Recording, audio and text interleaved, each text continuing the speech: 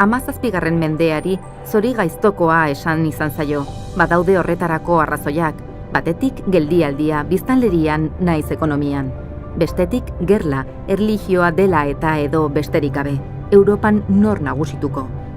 Espainiaren dako alaxe izan zen zorigaiztokoa, gainbehera militarraren garaia izan zen, kontinentean Frantziaren alde, itsasoan Ingalaterraren favore. Barne zatiketaren garaia ere bai, Kataluniak eta Portugalek sezesioaren autua eginda. Gaztelaniazko literaturaren distira da horren ifrentzua.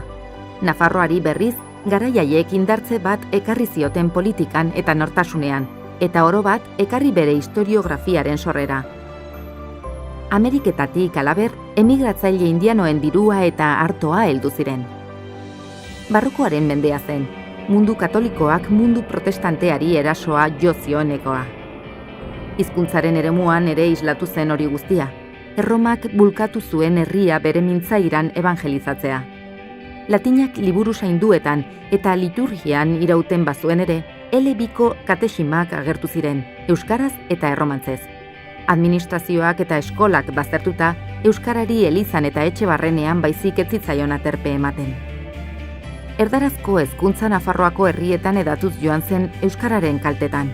Hegoaldean gaztelaniak eta iparraldean frantsesak prestigioa hartzen eta ematen zuen, monarkia boteretsuen makineriaren bulkadaz. Euskarak berriz, ahozko hizkuntza izaten segitzen zuen, eta gero eta larrekagoa ageri zen jendearen begitan. Ezarian, herrikoia den guztia bezala, prestigioa galduz joan zen zabaldu ahala eliteen ideologia, oro arrazionalismo eta zientzia.